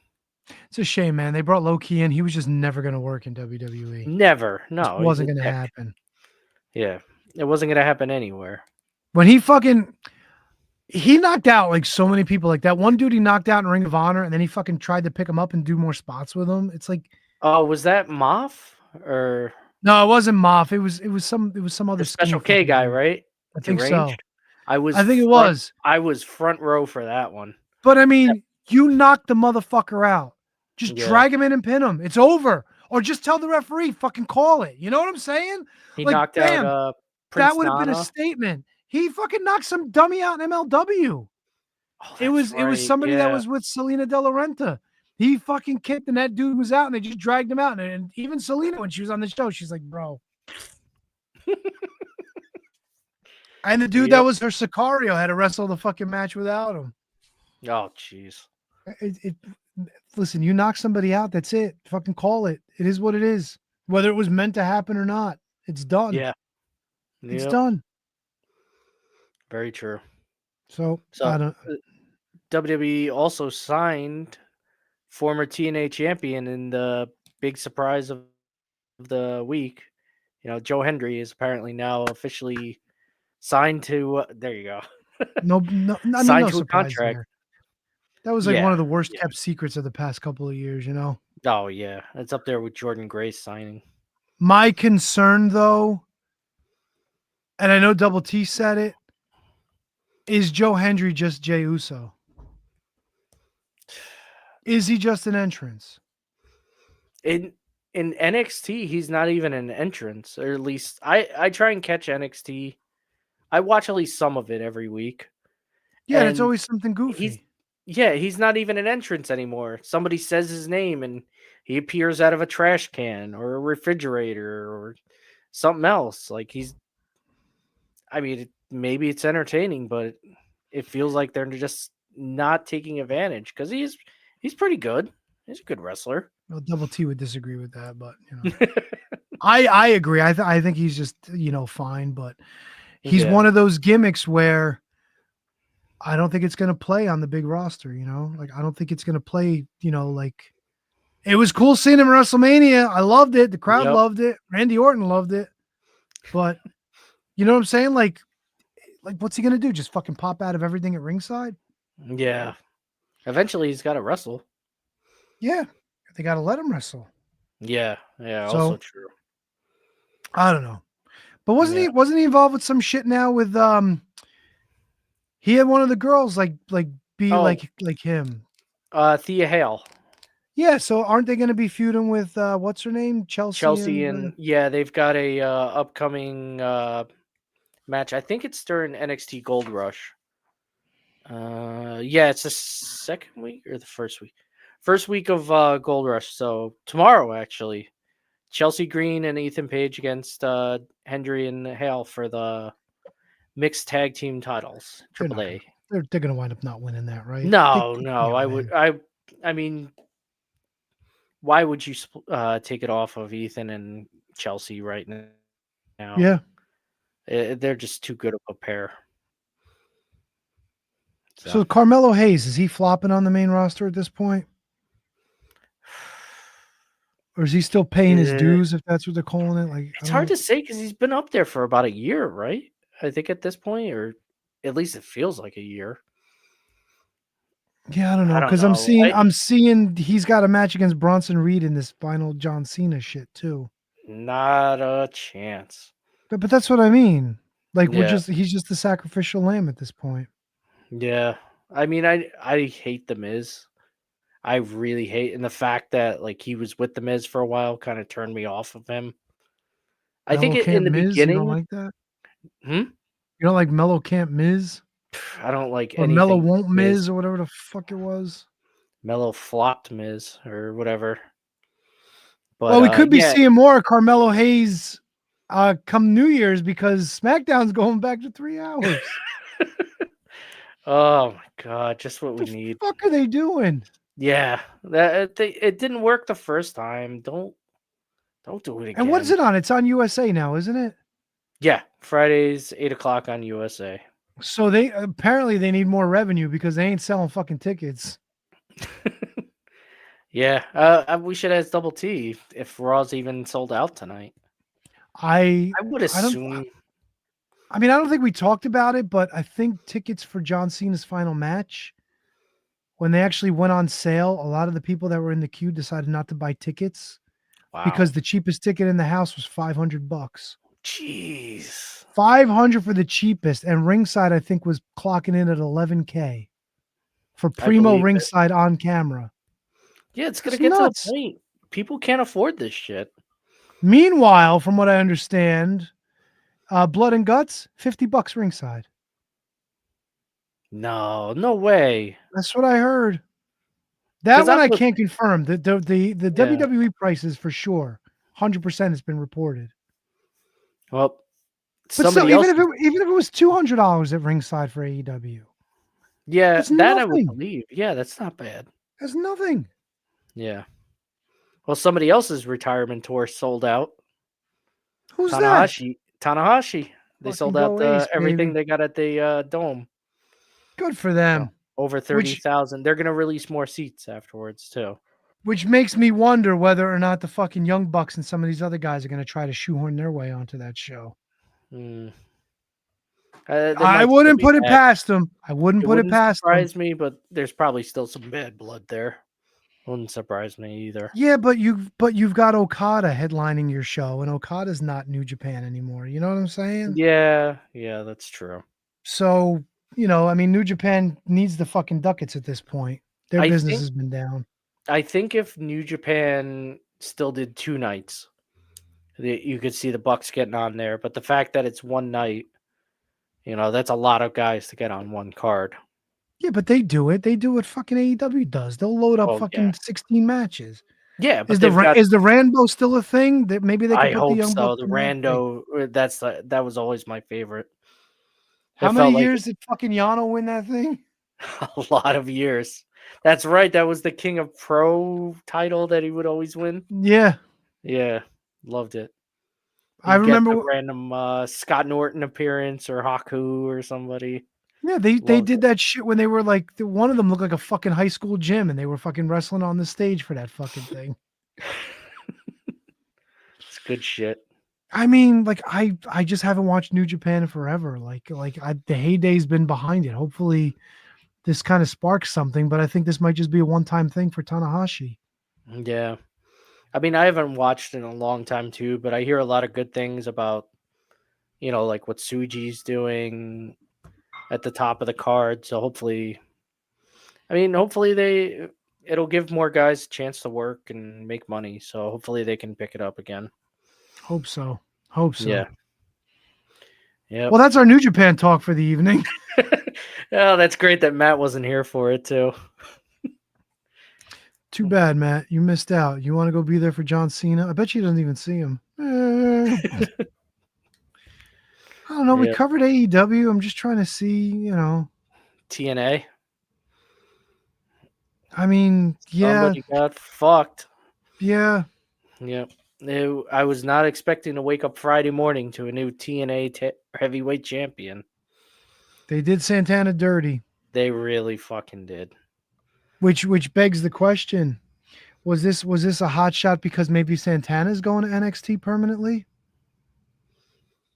You think so? I don't know, because part of the reason why he lost is because NXT attacked him, no? Or was I wrong? That's right. Or was that it?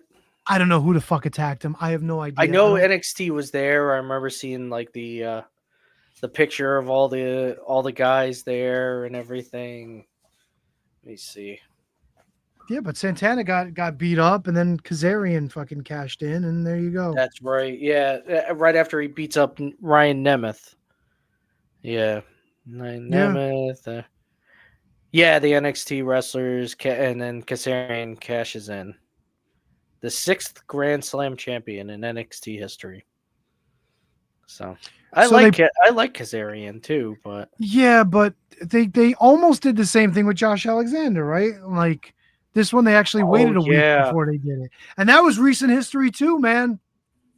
That's right. Alexander won it, and then Moose cashed in right away, but then they went back to it. And then when Alexander won, then he fucking wound up getting hurt, didn't he? No, he was champ for a while. He had a good run. He eventually did get hurt and had to lose the title, but he had a pretty good run there. It just feels like they missed the boat, especially like this would feel less like a kick in the balls if they actually put the title at him over the summer in Long Island instead of just waiting. Yeah, but fans were ready for it. Yeah, but if you're gonna wait, like give the guy a chance, like give him a month or two if you don't want to keep it on him. And like I said, they didn't even have freaking TV for 3 weeks. It was nothing highlight show, and then one show he's champion, and then this. Whoops. Yeah. Fucking terrible. Awful. So I don't know. Is there anything else? TNA? TNA? No. I think that nails it. Good. Right in the keister. Hey, you had a game you wanted to play, didn't you? I certainly do have a game. So, I think HK had a name for it, and I can't remember now, of course. So, basically, what this game is I'm going to pick a random house show from either Oh, WWE. this fucking yeah. Yeah, I'm gonna- WWE. Well, I'll explain it for the listeners. So I'll pick a random house show from either WWF, WCW, or ECW. One of the things I won't do is I won't pick a show where there's two, where they have like split crews. Because what you're going to do is try and guess all the wrestlers that are on it, on this show. I'll give you the date. One thing, if there's tag teams, you have to name both guys. So you can't just say like, the Powers of Pain, and you won't get both of them. You have to name which ones. And you don't have to name like the seconds. Like no managers or anything, unless they're wrestling. Just wrestlers who participated on the card. Just wrestlers who were on wrestled. that card. Yeah. So, you ready? I'm not ready, but I'll play. All right. So the first card I have ready. Oh wait, we're doing more than one? Holy shit. Well, no, I only have one. So okay. All right. So I have from June 6th, 1993, a WWF house show. So you got to think of wrestlers who were in. What was the year? 1993. June 6th? Yep. June 6th, 1993. Well, and this is a house show. This is a house. Yeah. And you said like it doesn't matter. Well, I mean, 1993, they wouldn't have A or B house shows at this point, right? Because no, I don't think they did at this point. Yeah. So June 1993. Oh gosh.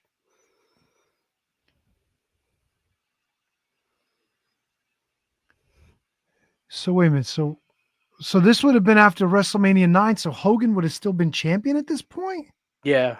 This is before King of the Ring.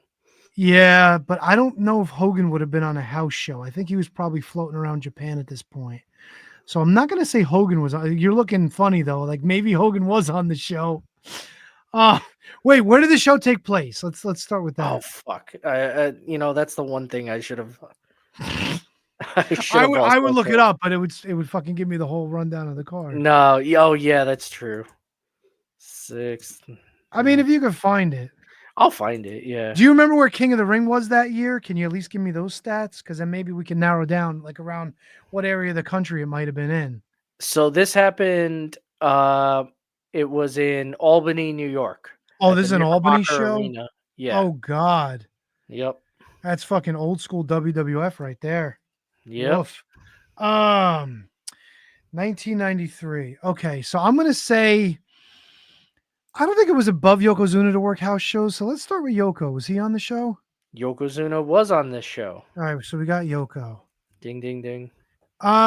Because it's around King of the Ring time, I'm gonna say Brett was on the show. He's not? Nope, no Bret Hart. Wow, so I lose already, huh? Does that mean I lose?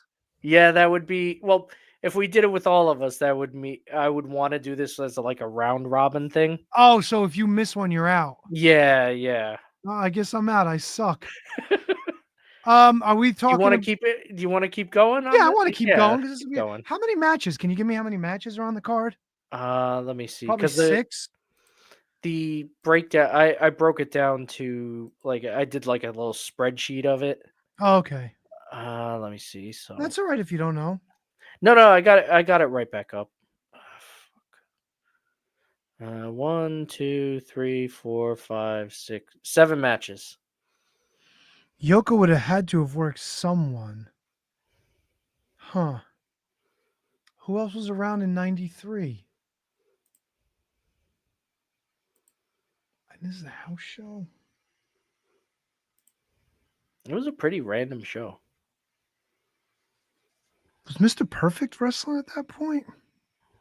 There was no Mr. Perfect on that one. Wow. How about Bo and Blake Beverly? No Beverly Brothers either. Oh my God, I might be thinking too far ahead. Who else was around? Was Owen Hart on the thing? Yes, he was. Fucking Owen. There we go. How about the Smoking Guns, Billy and Bart? No Smoking Guns. Are we getting a Spark Plug Holly or a Thurman Sparky Plug? No Thurman Sparky Plug either.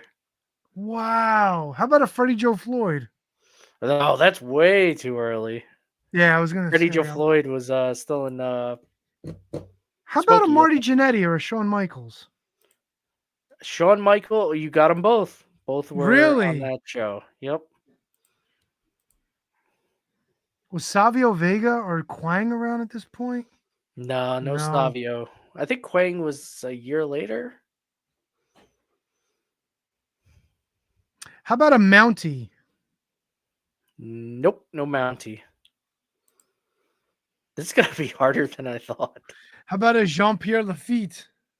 No Jean Pierre. Men on a Mission, Mo and Mabel. Nope.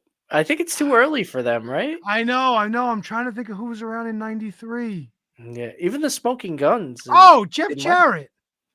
No Jeff Jarrett. Really? Yeah. No Rhodey, did- no Razor Ramon? 93, it's early. No. Right? Oh, yeah, WrestleMania 10 was when we got fucking... Yeah. Who else was on WrestleMania 9? No. Tito Santana, the Matador. No Tito. Tatanka. Bingo. Got Tatanka. All right, Tatanka. How about a Luna Vachon? The Luna Vachon, what did wrestle on this one? That's the one I thought you'd never get, too. So she needs a partner to tango with, but I don't know if Sherry was wrestling at that point. How about Ted DiBiase? Ted DiBiase was on this show. So if Ted DiBiase was there, I'm thinking IRS. IRS was on this show. So they were probably the tag champs at this point. Were they? Yeah, that's right. They were. How about Brutus the Barber Beefcake? He sure was. See, now I'm getting it. Now I'm realizing what the timing was. I should have thought about it more before I started ripping him off. Yep. So was Hogan on the show? Hogan was on the show. Hogan was on this God show. damn it! That was the main event. Money Inc. against Hogan and Beaver. Yeah. So who Yeah. did Yoko wrestle? You want me to just say? There's only a couple more guys. Oh no! Let me because I'm trying to think about who else was on WrestleMania. How about Crush? Kona Crush. No Kona Crush. No Kona Crush. I would have thought. Was for he sure. hurt by this point? I think, or did Doink hurt him? Oh, so Doink was on the show. No, Doink was not. No but I'm thinking. Doink. No, I'm thinking the Kona Crush timeline. And no Tito. And no Beverly's. Nope. Who else was around? Rick Martel? No, Rick Martel. Fuck. There's two on here that I'll be very surprised. If I get them. Yeah. How about the Steiners, Rick and Scott? No Steiners, actually. Head Shrinkers, Fatu and Samu? Nope. Really? Yep. Huh. Oh, What? Neither one. Wait, what'd you Oh, say? fuck. What? There was a split card on this one. You motherfucker. So who was on the other card? Wait. Oh man, All right, you know what what? a Let's great finish this. fucking start. Let's finish this one off. Who else? Who was I missing on this card? So Yoko faced Jim Duggan. Oh, fuck me. All right. Yeah. Luna faced Sherry. You did say All right, Sherry. Sherry was before. on there. Okay. Shawn Michaels beat Marty Jannetty. You said Oh. both of them. Yeah. Owen Hart. What was it? Skinner? No. Let me see. I think I Ludwig just Borga. lost it. Oh, the Narcissus. No, he's on the other one. Owen Hart beat Terry Taylor. Oh, the fucking made man of the 90s. Yep. And then you got Tatanka beating Bam Bam Bigelow. Fuck, Bam Bam. And Papa Shango defeats Jim Powers. Oh, God. Yep. God. Wait, so who? this Oh, one yeah, up so DiBiase and hardcore. IRS were the main event. Yeah. Okay, so who was on the other card and where was it? So the other card, let me see. I'm not writing that down. Orlando- Go ahead. Orlando, Florida. Oh, this is going to be all the fucking Tampa guys. Yep. So you Surprised you Hogan got- didn't work this show. So you got oh my god. So you got El Matador. He defeats the Brooklyn Brawler. All right, so Tito was there. Yeah, Razor was there. Razor was there. Who else? One of the Steiners was there. Was it Rick? Rick Steiner. Who did he wrestle? They wrestled the Head Shrinkers. Wait, who's they? Not Scott. Wait, so who did Rick team up with? Bob Backlund. Oh my God. HK got a boner somewhere. Yeah, he does. And then Luger and Bret Hart in the main event. No Doink wonder Bret, fucking hell, dude. And Doink, dude. Doink beat Crush. Dude. You really I got to do my ass, homework better Brundle. on this. Holy shit. And then probably the best match of all of it, the Bushwhackers and Tiger Jackson, not yet Dink, defeats Blake Beverly, Damian DeMonto, and Little John. Oh my God. So yeah, this could be fun if I actually if I pick. Hey, it's a work in progress. It's a work in progress, yeah. I think I just found a better site to pull it off of too. That's Bookmark awesome. That. So yeah. Good stuff. I might have a 13 or less if you want to play it. Oh, I yeah. had one last week. I just don't know how. Yeah, there's a couple of them. All right, yeah, you know what? Let's do this. Fuck it. Let's do this. We got time before we get to homework. Yeah. So you remember the rules. I'm going to give you 8 clues. You're going to have 13 or less fucking guesses to try to get them. You were awesome at it last. Well, actually, HK was awesome at it last time. I'm going to see if I could do the same thing with you. Although one of them, you know what? I think I could work through it. All right. So whenever you're ready, you ready to go? I am ready to roll. Okay. Brother. Hulk Hogan. That's one. Chief. Strongboat. Tribal. Roman Reigns. That's 2. List. Jericho. Yes, nice. That's 3. Start. Ring bell. Yes, nice. Cactus. Jack. Name. Mick Foley. Yes, thank you. Penelope. Oh, fuck. Oh, damn it. I think we're up to 8 clues. Cruz. Man.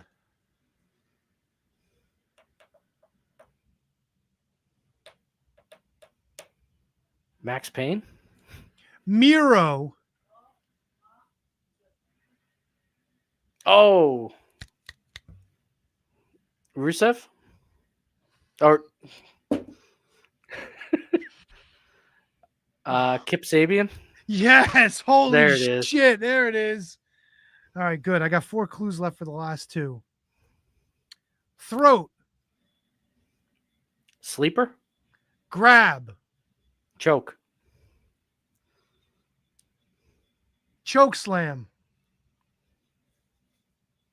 Undertaker?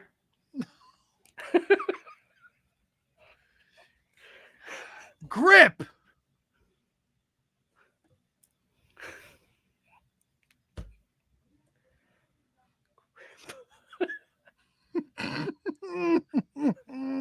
Throttle? No, Goozle. Oh, Goozle. okay. All right, we got 6 out of 8. The last one, I'll give you a clue. Mhm. I don't know how to do it if I could try to get it one try. Fuck, this is tough because I keep, there's not one clue I don't think that'll give it away. Oh, discus.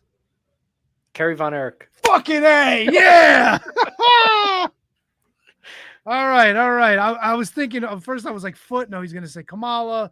Then I was thinking Yeah, suicide. He 100%. couldn't think of anybody. Yeah. Yeah, You could have said Iron Claw. yeah, or but Claw something. could have been like Fritz. It could have been. Yeah, it like, could have there was been too many any of 'em. options. Yeah. No, you did good, man. You That did was good. fun. Google's tough. Kip Sabian was a tough one. Yeah. Like it was hard because I was like Penelope, and then it was like I was hoping maybe like if you would have said Ford, then I could have said I like what I say, man. I could have said partner. Yeah. But that's man. like early on. I don't know any other thing to say with Kip, and then Miro was like my last shot. Yeah, that's right. But you Best got it. game. You got there. You got Yeah. there. That is a fun game. I love that one. I love Yeah, that one. that's a really good one. What was the one Goozle- you were like you didn't expect me to get? Oh, what, Goozle? No, the No, other. Kip Sabian was the one I wasn't expecting to get. Goozle, I thought Yeah. you would have got. I thought there was one earlier where you were like, "Whoa!" Oh, wait a was minute. You know what? Let me pull up the list. Let me see. Because I have them all here. Did you do Daniel Garcia? No, that was Because I didn't give you the clues. Double T gave you the clues. That's right. No, I meant tonight. There was one. Yeah, that was it. It was Kip Sabian. Yeah, That was the one. And Ring Bell, bro, you got off the top. Yeah. I was like, what? that was the one. Yeah. Start. Because with Double T, I didn't realize at first. Like I thought it was just gonna be all wrestling names. I didn't realize. So when he was doing like the entrance or something like that. Bro, when I said horse and Kevin got fucking Aubrey Edwards, I was like, bro. Oh, that was good shit. He did good, man. He got it in 9 clues. Yeah. That was a fucking he had a hell of a run. He had a hell of a Yep. run. Hell yeah. Speaking of runs, what'd you think of the homework, bro? If I had more thumbs to give up for this thing, I would. I loved it. I I loved it. loved every second of this. Lou Dark Shaitan defending the XPW Women's Championship against Mickey Knuckles. XPW Deathmatch. XPW Drive-In Massacre from the Heart Ballroom, the fucking greatest location for wrestling outside of the fucking Mecca. November 25th, 2 years ago. As a matter of fact, we're coming up on the 2nd anniversary of this show next week. That's right. Yeah. This one I had in the hopper.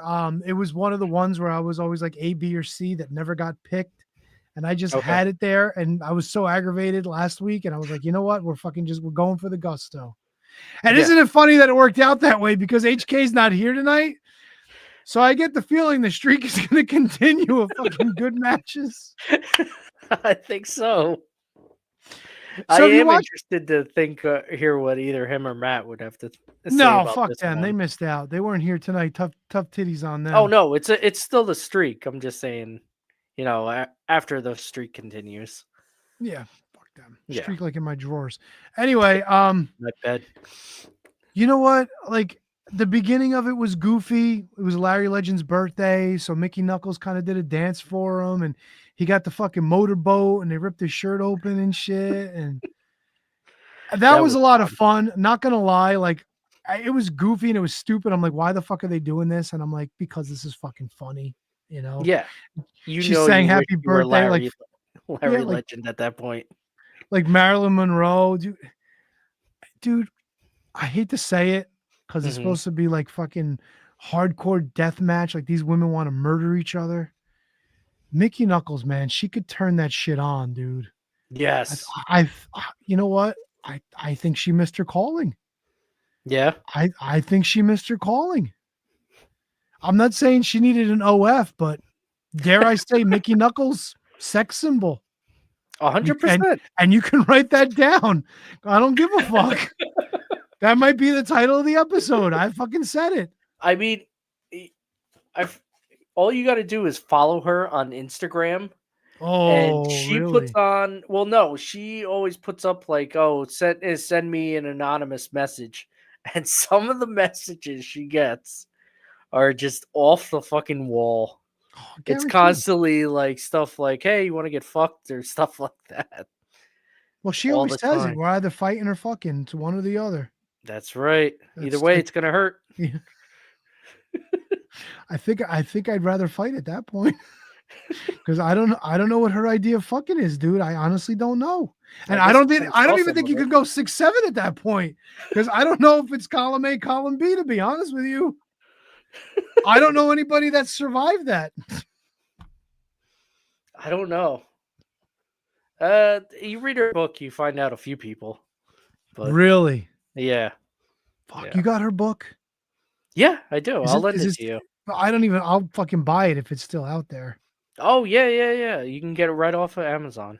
Oh fucking! I gotta write this down now because I'll Yeah. forget. I'm getting old. It was a great read. It was. I mean, it was sad.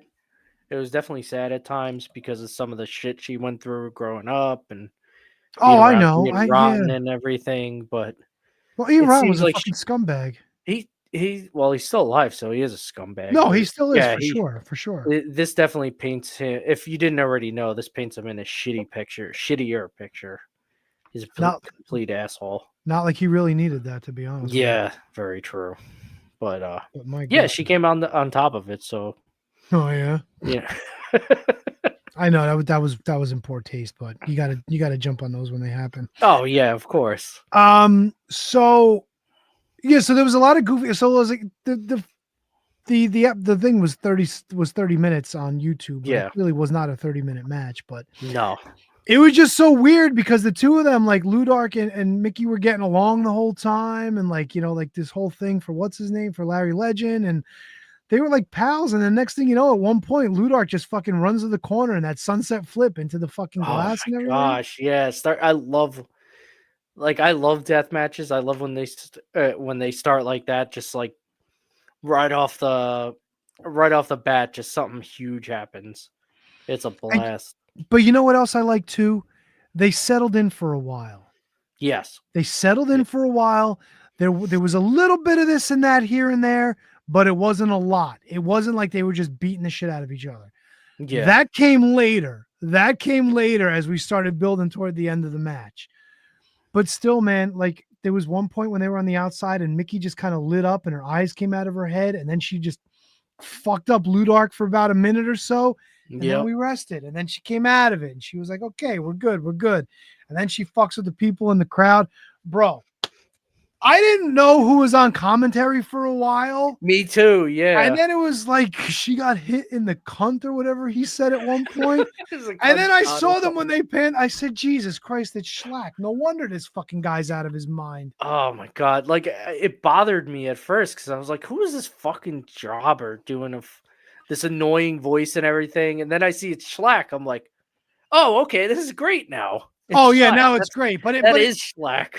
But the shit, like, commentary will bother me when it's cursing just to, like, to put emphasis. Like when it's not like if it's not a genuine holy shit, and I don't like when WWE does that really, but like on commentary, like I don't like when they resort to cursing. But this is XPW. Yes. And this is all fucking, like, for the most part, death matches. And I love when Necro was like talking shit last time we covered something for XPW. I think it was Look What You Made Me Do. And who the fuck was wrestling? He shit all over the guy. It might have been Schlack. And he's like, and I'm only shitting on him because he's wrestling and I'm over here and he can't hear me. But it was fucking great. He was like, oh no, he was shitting on fucking what's his name, Masada. He's like, this fucking piece of shit. He can't even fucking work. He's like, he fucking sucks the whole time. But it made sense because it was Necro. So like when I realized, I was like the same boat as you. When I realized it was Schlack, I was like, okay, this isn't just some asshole trying to make a name for himself. This is genuinely Schlack being Schlack. You know? This is it, no matter what. It almost gets a pass, like it has to. It has to. I like when they fucking pulled out the Star of David at one point. Yes. Yeah. Somebody had taped the light tubes together in the Star of David. Yeah, she got that from the crowd. And I think that was where the fucking privates kick came in. Was it? And I tried finding pictures of Ludark without her mask. Couldn't find any.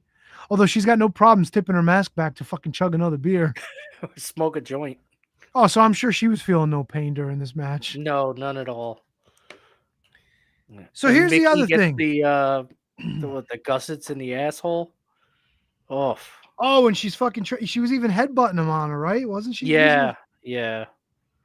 Oof, that And looked Mickey painful. she just don't fucking give a shit. She's like, whatever. Nope. Yeah.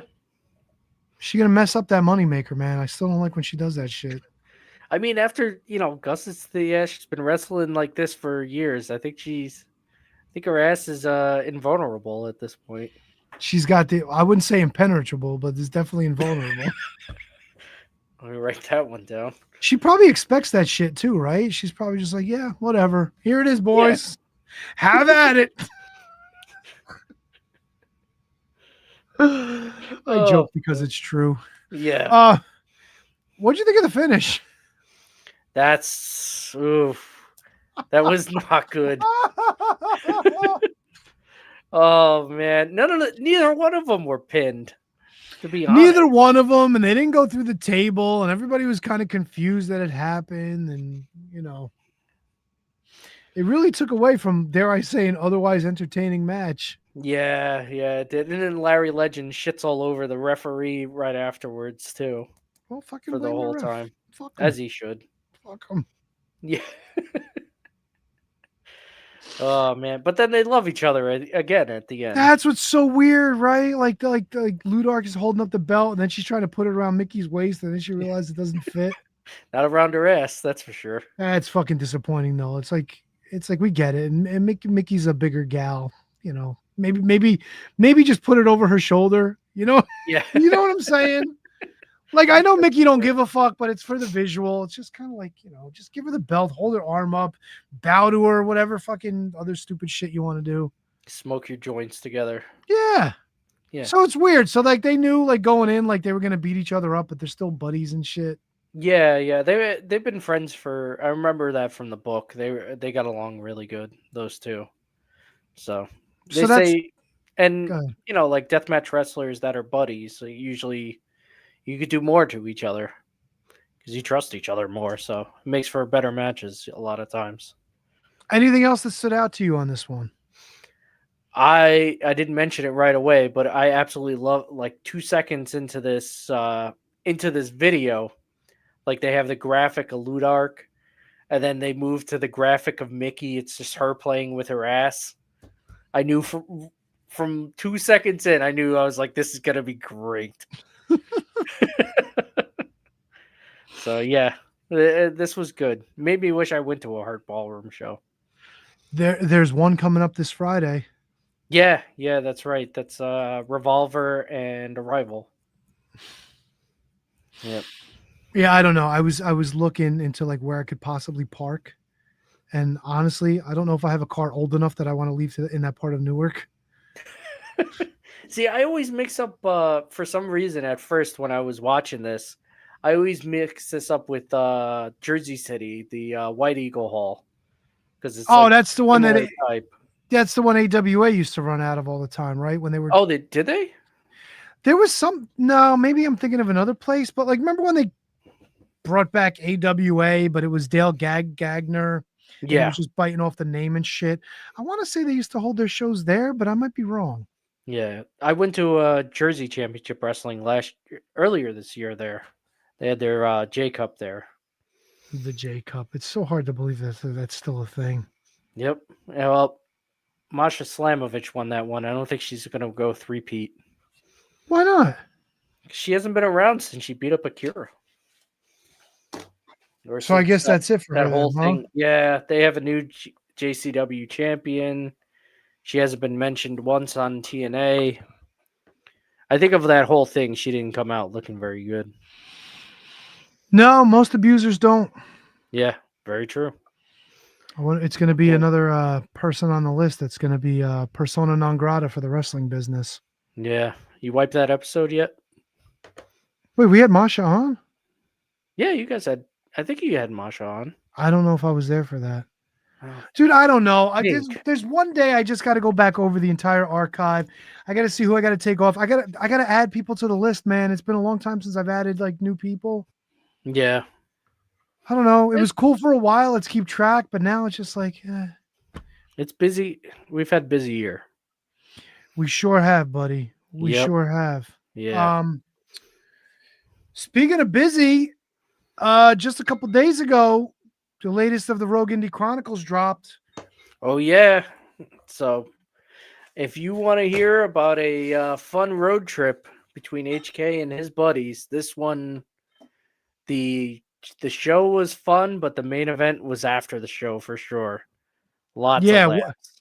The question you need to ask yourself is, what can you expect from a road trip to Wisconsin with handsome Kevin, Petey Brown, and a 6'6" monster named Stonehenge traveling in a car together? Find out who's got bitch bladder and find out who's the real life of the party. Oh yeah. Another fucking great episode. It's so much fun doing that. And you and Matt too. I just fucking die the whole time I listen to your guys' episodes. It's so much fun. It's cool because we do have that entire history where we can look back and, kind of trace our steps, so to say, by looking at old emails, looking at notes that we sent to each other. Like I think I still have like notepads of handwritten notes somewhere I might have to find. Yeah. Just old emails that we would send to guests, like with press releases that kind of like refresh things and whatnot. Yeah. You get a good idea of like where we were in terms of progression for the show by like the dumb questions we were asking and the kind of guests that we were having on and whatnot. And if Matt was doing episodes by himself. And something else I remembered too, there was a period of time where it was getting increasingly difficult for any of us to get together, because Kevin, KJG was like working a job at like either the Hat or one of the other taverns. So like he would wind up working late at night some nights. Eddie wound up like working his shoot job late, or even like doing stuff for PWS. Matt was on the pizza truck. I was working late hours. So there were some episodes where I was walking around Manhattan with what you're seeing me wearing right now and just recording like into my fucking iPhone while I was walking around. And I did it a bunch of times. And Matt always told me those episodes are dog shit. I'm like, yeah, but those episodes are putting out content every week, good or bad. So we never fucking missed a week. Like when I say we never missed a week, we've never missed a week. We may have put out like, there may have been once or twice where we recorded shit ahead of time, maybe more than that, and then put it out that week.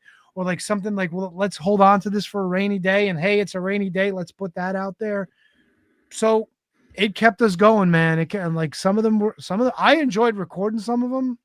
Whether or not the folks enjoyed was another story, but it kept shit like that is the kind of stuff that we're going to do in the archives. Like, dude, we would go out to eat and put a microphone on the table. We used to put the little gimmick on the table and just record like conversation while we were having dinner.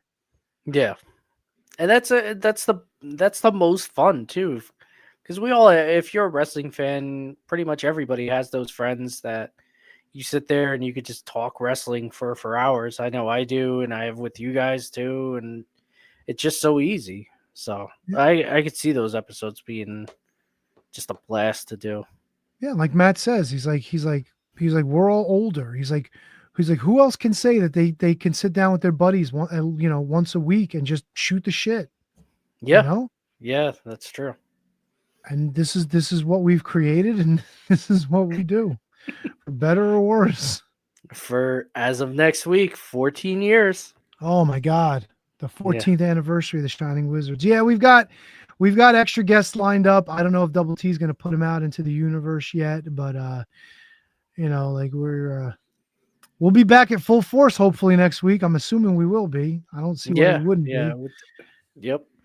The Thanksgiving week tradition of the episode that marks the anniversary of the Shining Wizards each and every year. We got jobs still while we wrap the show up. I mean, I will do the Patreons if you reprise your role from last week and give us. Oh yeah, absolutely. I will be very happy to. I mean, I've got the soundboard open too, but I don't. Whatever. Yeah. I'm feeling an early finish tonight. I don't know about you. Hey, like I said before, who doesn't like an early finish? God bless my wife. She's seen more than one of those in her day. Oh yeah. Oh no, yeah. No, oh yeah needed on that one.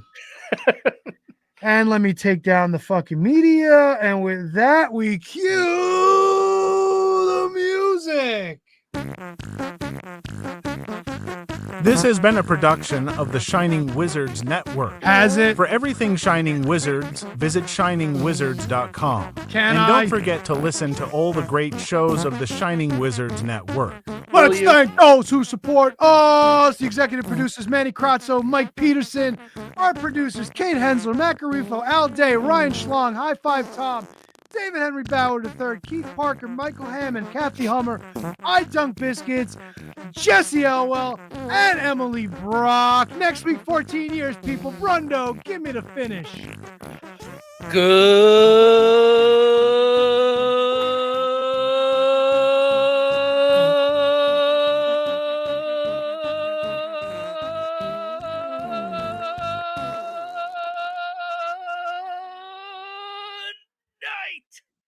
Diana.